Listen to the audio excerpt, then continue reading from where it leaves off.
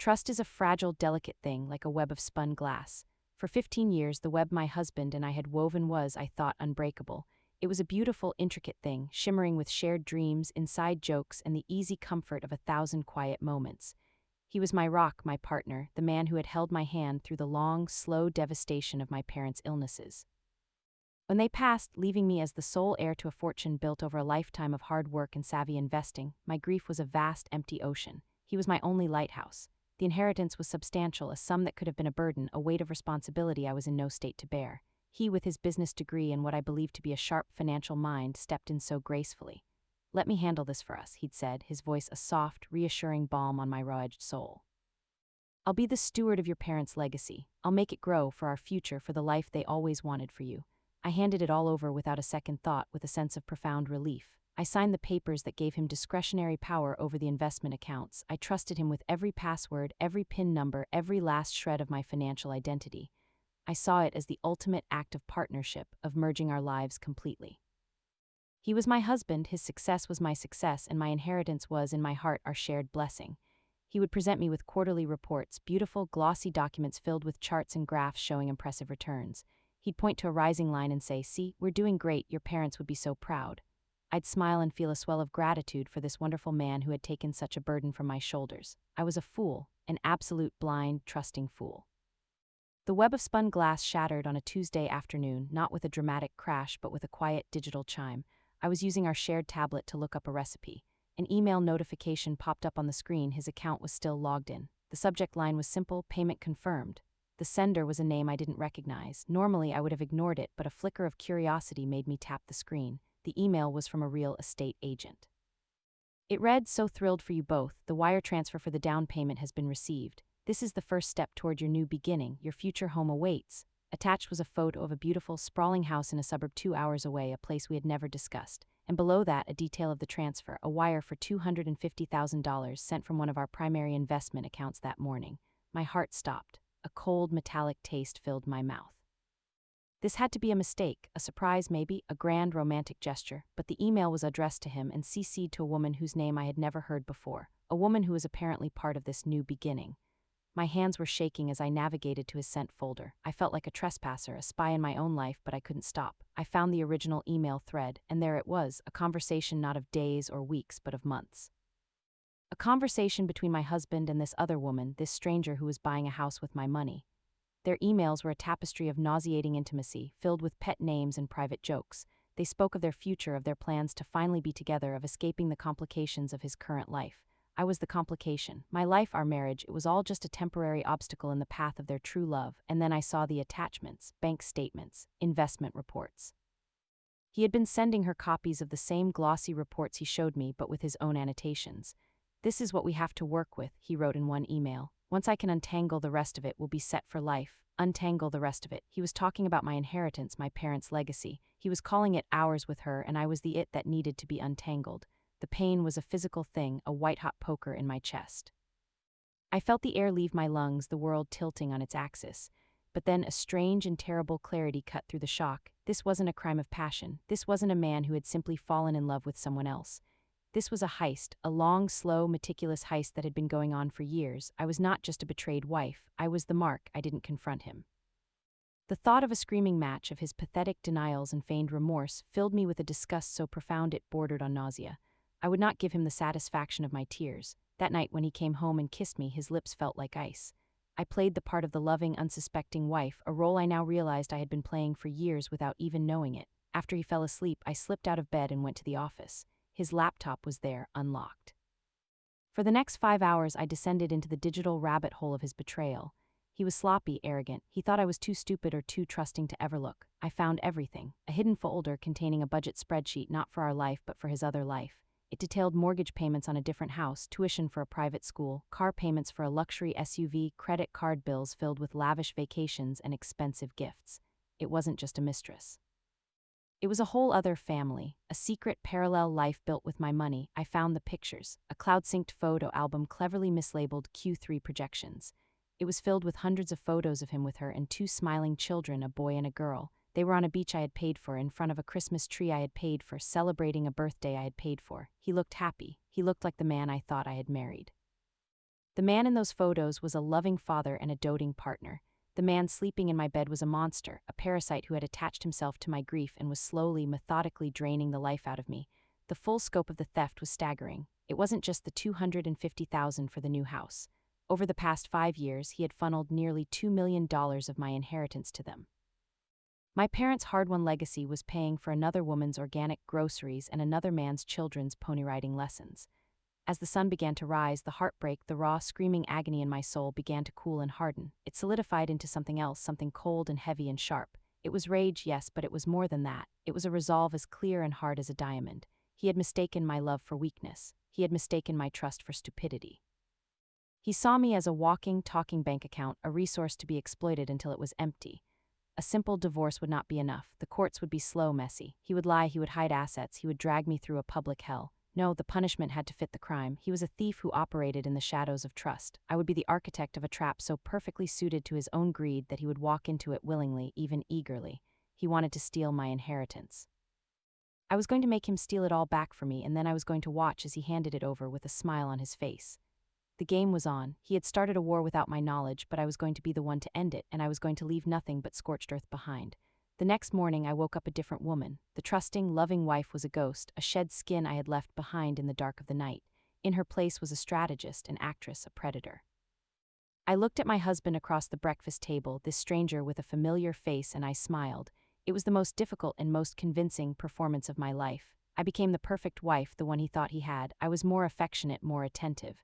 I complimented his financial genius, marveling at the reports he showed me. The reports I now knew were a carefully curated fiction. I played the part of the happy, oblivious beneficiary of his brilliance, and he, in his monumental arrogance, soaked it all in. My performance was a smokescreen, a carefully constructed illusion to keep him comfortable while I built the scaffold for his ruin. My first move was to secure my own resources. I had a small private account my parents had set up for me years ago, a rainy day fund he didn't know about. It became my war chest. I hired a forensic accountant, a quiet, ruthless man with the eyes of a hawk, and a private investigator, a former intelligence officer who specialized in covert surveillance. They were expensive, but my parents' legacy was worth fighting for. They worked in the shadows, their reports delivered to me through encrypted channels. The forensic accountant took the fragments of information I had gathered and wove them into a complete and horrifying tapestry of my husband's deceit. He traced every dollar, following the labyrinthine path through shell accounts and offshore transfers. He created a perfect, irrefutable record of the theft. The pie, meanwhile, painted a vivid picture of the life my husband was living with my money. He provided photos of the other woman dropping the kids off at their exclusive private school. He gave me surveillance footage of my husband playing happy families with them in the park on days he was supposedly on business trips. He even managed to get me a copy of the children's birth certificates. My husband was listed as the father. This wasn't a sordid affair, it was a deep, calculated betrayal, a second family built on a foundation of my stolen future. Every report, every photo, every new piece of evidence was another layer of ice around my heart. The plan began to solidify in my mind. His weakness was his greed, his belief that he was a master of the universe, a brilliant investor who could outsmart anyone. I would not just expose him, I would use his own ego as the bait. I needed to create an investment opportunity so spectacular, so exclusive, so perfectly tailored to his delusions of grandeur that he would be powerless to resist it. I began to talk about a fictional old friend from college, a supposed tech prodigy who had become a reclusive venture capitalist in Silicon Valley. I wove a story over weeks, dropping casual mentions of his wild success, his uncanny ability to pick the next big thing. My husband, ever the opportunist, took the bait. He became obsessed with this fictional genius, peppering me with questions, his eyes gleaming with avarice. "We should get in on that," he'd say. "You should use your connection." I pretended to be hesitant, protective of my friendship. This only made him more desperate. The next phase required a more elaborate setup. Using a portion of my war chest, I hired a team of professionals. I hired a web developer to create a convincing website for a fake, ultra-exclusive venture capital firm, complete with a slick prospectus for a non-existent biotech company on the verge of a revolutionary breakthrough. I hired a voice actor to play the part of my friend for a carefully scripted phone call. I rented a temporary office space and had it professionally staged for a single video conference. I was not just setting a trap, I was building a completely believable alternate reality. The day of the video call was pure theater. I sat beside my husband as he pitched his investment strategy to the man on the screen, an actor I was paying by the hour who sat in an office I had rented for the day. The actor played his part perfectly, acting skeptical at first, then slowly, grudgingly impressed by my husband's vision. Finally, he presented the opportunity, a chance to get in on the ground floor of the biotech firm, a final round of private investment before it went public and its stock exploded. There was, of course, a catch. The minimum buy-in was massive. It was a figure I had carefully calculated with my forensic accountant, an amount that was precisely the total sum of my inheritance, including the money he had stolen and the legitimate gains he had made. To meet the buy-in, he would have to liquidate everything. All the stocks, all the bonds, every last asset. He would have to pull all my money together into one place for a single, massive wire transfer. A slow smile spread across my husband's face. He saw it as the ultimate validation of his genius. He saw a billion-dollar future. I saw the jaws of my trap beginning to close. The final piece of the puzzle was the most delicious. To meet the astronomical buy-in, he would need the money he had already given to his other family. He would need the $250,000 for the down payment on their new beginning. He would need the cash he had stashed in their accounts. I watched, a silent observer in my own home, as he got on the phone with his mistress. I couldn't hear her side of the conversation, but I could hear his. He was a master of manipulation, his voice a smooth cocktail of charm and urgency. He told her about the deal of a lifetime. He promised to double, to triple their money in a matter of months. He was convincing her to liquidate their future, to hand back the money he had stolen for her, so he could pour it all into my beautifully constructed lie. He was so blinded by his greed, so confident in his own brilliance, that he became the instrument of his own and his other family's destruction. He spent the next 2 weeks in a state of frenetic excitement, selling off assets, consolidating funds, pulling every last penny into a single designated account. He thought he was building our new, unbelievably wealthy future. He had no idea he was diligently, meticulously gathering every piece of my stolen legacy and placing it neatly back into my hands. The night before the scheduled wire transfer, he opened a bottle of vintage champagne, one my father had been saving for a special occasion. He raised his glass to me. "To us," he said, his eyes shining. "To the future. We're finally getting everything we deserve." I raised my glass and smiled, the cold, sharp smile of a predator watching its prey take the final, fatal step. "To us," I echoed. He had no idea how right he was. The day of the transfer was a masterpiece of calm, calculated execution. My husband was like a child on Christmas morning, buzzing with an almost unbearable energy.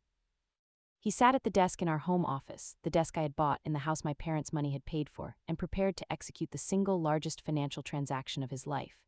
He was the master of his universe, the king of his castle, and I was the dutiful, adoring queen, bringing him coffee and smiling encouragingly. The wire transfer instructions I had given him, supposedly from my venture capitalist friend, were a work of art, crafted by my lawyer and forensic accountant. The series of routing and account numbers looked complex and international, suggesting an offshore account in a tax-friendly haven, the kind of detail that would appeal to my husband's sense of being a sophisticated global player. In reality, they routed to a newly established ironclad trust account in my name only, domiciled in a jurisdiction known for its impenetrable banking privacy laws. The account was legally invisible to him and everyone else. He initiated the transfer, his fingers flying across the keyboard. He clicked confirm, and a small, satisfied sigh escaped his lips. "It's done," he said, turning to me with a triumphant grin. "We're in. The next time we see that money, it will have had a lot of babies." He spent the rest of the day in a state of euphoric bliss, making plans for the yachts we would buy, the houses we would own, the world we would conquer. He called his mistress, and I heard him on the phone, telling her their sacrifice would be worth it, that their new life was about to begin in earnest. I played along, sharing in his excitement, my heart beating a slow, steady rhythm of anticipation. I let him have his fantasy for 48 hours. I let the transfer clear completely, leaving no possibility of reversal. I let him live in his fool's paradise, basking in the glow of a victory he had handed to me.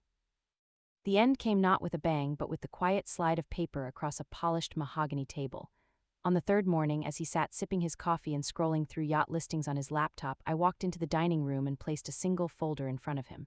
"I think you should look at this," I said, my voice devoid of all emotion. He looked up, annoyed at the interruption. He opened the folder. The first page was a statement from my new trust account, printed that morning. It showed a single, massive deposit, an amount identical down to the last cent to the wire transfer he had made 2 days prior. It showed a current balance that represented the entirety of my inheritance, fully restored. He stared at it, his brow furrowed in confusion. "What is this?" he asked, a tremor of uncertainty in his voice. "Some kind of mistake." "No mistake," I said. I slid a second folder onto the table. This one was much thicker. He opened it. The top page was a glossy 8x10 photograph, taken by my private investigator, of him kissing his mistress on the doorstep of their suburban home. Beneath it was a picture of him pushing a little girl on a swing, a look of paternal adoration on his face. He flipped the page. There were copies of the children's birth certificates with his name listed as the father. Then came the bank statements, highlighted to show the years of transfers from my accounts to hers. Then the emails, the text messages, the entire sordid, secret history of his other life, laid bare in black and white. I watched as the color drained from his face.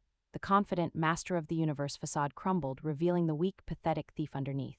The confusion in his eyes morphed into disbelief, then into a dawning, sickening wave of comprehension. He looked from the photos of his secret family to the bank statement for my trust, and back again. The trap which he had so eagerly helped to build and bait snapped shut with a silent, brutal finality. He had been played, he had been utterly and completely destroyed by his own greed. "You," he whispered, his voice a ragged, choked sound. "It was all you. You stole my parents' legacy to build a life with them," I said, my voice as cold and dead as my love for him. "I just made you steal it back from me, every last penny. You should be proud. It was the most successful investment you ever made." He started to bluster, to deny, to threaten, but the words died in his throat. He had nothing, no leverage, no power, no money. He was a king with no kingdom, a con man whose mark had just conned him out of everything. I stood up. "The house is in my name, the cars are in my name, your personal credit cards I see from these statements are maxed out. I've already filed for divorce. I want you out of my house, now." He was a broken man. He stumbled out of the room and packed a single bag, his movements clumsy, his face a hollow mask of despair. As he walked out the front door for the last time, he turned to me, his eyes pleading. "What am I supposed to do?" he asked. I looked at him, at the architect of my deepest pain, and I felt nothing. No pity, no anger, just a vast, empty peace. "That sounds like a complication," I said, using his own words against him, "and I'm afraid I can no longer be untangled in it." The fallout was everything I had imagined. He had to face his other family with nothing but empty promises and the clothes on his back. He had to tell his mistress that the money he had gambled for their future, the money that paid for their home and their children's lives, was gone forever. Their new beginning was a foreclosure and an eviction notice. He had not only ruined his own life, he had taken them down with him, a feat he had accomplished all by himself. I sold the house, erasing the last ghost of the life we had shared. I started fresh in a new city, managing my own money, my own life. The inheritance was no longer a burden or a tool for a thief. It was what my parents had always intended it to be, a foundation for my future, a future that was now finally and completely my own. He had built a secret life in the shadows of my trust. I had simply turned on the lights. Thanks listening this story. Now I want to hear your thoughts in the comments. Your experience might be exactly what someone else needs to hear right now. Share this story with your friends and don't forget to leave a like and subscribe to Revenge Laura for more episodes.